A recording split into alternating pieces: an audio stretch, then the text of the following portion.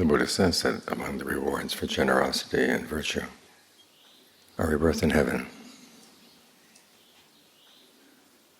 But then we read that rebirth in a good destination is guaranteed only in the case of a stream enterer. In other words, someone who's had their first taste of awakening. That sets the bar a lot higher. So the question is, what about those earlier promises? Well, the Buddha says there is a tendency to lead in those directions. Generosity tends to lead to heaven. Virtue tends to lead to heaven. But they depend on a lot of other conditions as well. One is the condition that I mentioned this morning. One of the Buddha's discoveries about karma is that you can do a lot of good karma in this lifetime, and then have a change of heart, either afterwards or right at the moment of death. You're no longer confident in the goodness you've done, no longer believe the teachings of the Buddha. And that change of heart can pull you down. Now your good actions earlier will someday lead to good results. But in the meantime, the fact that your mind has been pulled down will get in the way for a while. Conversely, if you've been doing bad things in this lifetime but have a change of heart toward the end, that can pull you up. The bad things you've done will still yield their results at some point. But the fact that you pulled your mind up at the last moment, or the last section of your life, will tend to take you to a good destination. Which shows the importance of training the mind. The mind is so changeable, so quick to change its direction. We have to train it to be mindful, to resist that tendency, especially if the direction you're going in has been good. We want to make sure it doesn't turn around and go someplace bad. So work on your mindfulness. What is mindfulness? It's the ability to keep something in mind. Alertness is what watches what you're doing. And ardency is the desire to do this well. These are the three qualities you need to get the mind into concentration.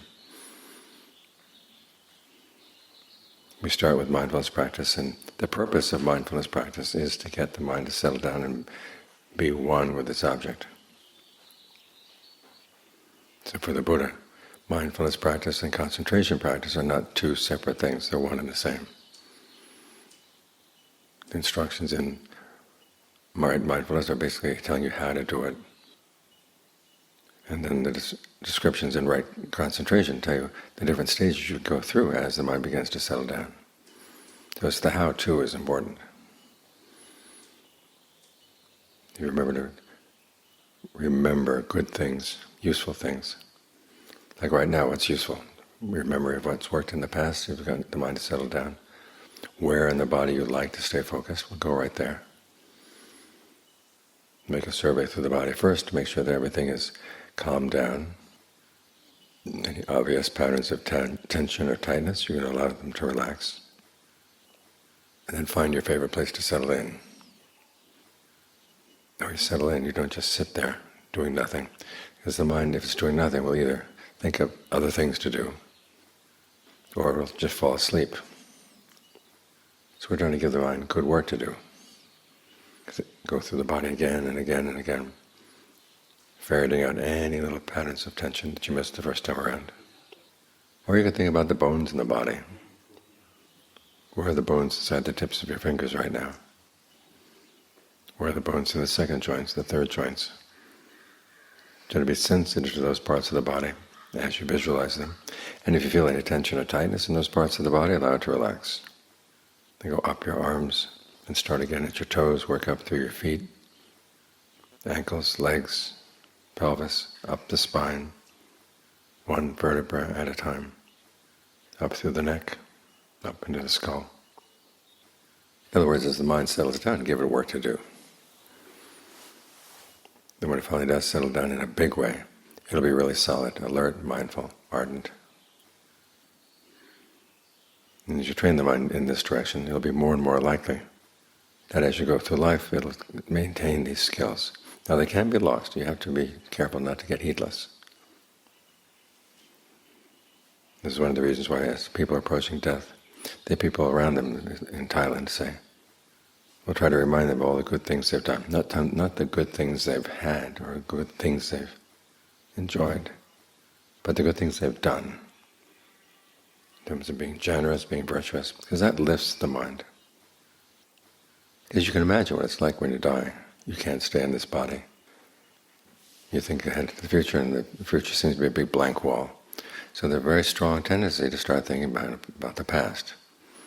Old issues can come up, old resentments, old nostalgic memories, all kinds of things can come up in the mind at that time. And it's very easy for the mind to latch onto those things. But you have to remind yourself, where you latch onto is where you're going to be reborn. And you want to make sure that you're reborn in a place where you can practice the Dharma. You want to make that your determination. And then try to stay with the breath as best you can. Stay with your present awareness as much as you can. Realizing the choices will have to be made. Some people, as they approach death, just give up. Let things take their course. Who knows where they're going to end up. But if you are determined that you want to practice the Dharma to the very last breath and beyond, that points your mind in the right direction. Of course, a lot of people, as they're dying, have trouble maintaining mindfulness, which is one of the reasons why you want to practice it as much as you can ahead of time. This ability to keep things in mind helps you maintain the right direction. So when you think about places to practice the Dharma, don't just go by appearances. Sometimes you can be reborn in very comfortable circumstances, very wealthy, but there's no opportunity to hear the Dharma. There are lots of places like that in the world. That think back on the Ajahns of the forest tradition. Many of them were born in very poor places in terms of material things. But in terms of the Dharma was available, the true Dharma was available, there are people who were practicing it, happy to teach it. And the Ajahns took advantage of that. So don't go by appearances. Just ask yourself, well, I want to find a place where I can hear the true Dharma and practice the true Dharma. And as long as you focus on that, you're bound to go to a good place. And ideally, of course, if you can develop the qualities of mindfulness, alertness, and discernment, you decide you don't want to come back at all. But failing that, come back to a place where you keep on practicing. And the best way to create the opportunities to do that, of course, is just to keep on practicing as you go through life. So when staying here in the present moment, it's not just to be in the present moment. We're here to develop good qualities that will stand us in good stead, to make sure that we don't change direction in our minds with the passage of time and the passage of the body. So we're not just here to be here. We're here to develop good qualities in the mind, because this is where they're developed, right here, right now.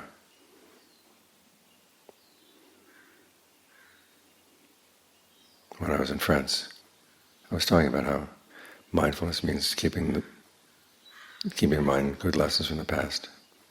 I was being interviewed, and the interviewer said, well, aren't you supposed to be totally in the present moment? And my response was, well, if you can do that by getting a frontal lobotomy. We're here to be in the present moment, not just to be in the present, but to do the work that needs to be done, have a good idea of what work does need to be done, and devote ourselves to it for the sake of the present moment and for the sake of the future. So all three time frames are involved. Just learning how to focus them on what you're doing right here, right now. As long as what you're doing is skillful, you don't have to worry about the future. And you've learned your good lessons from the past. So the main focus is right here, but it connects past and future. Because we are creatures in time.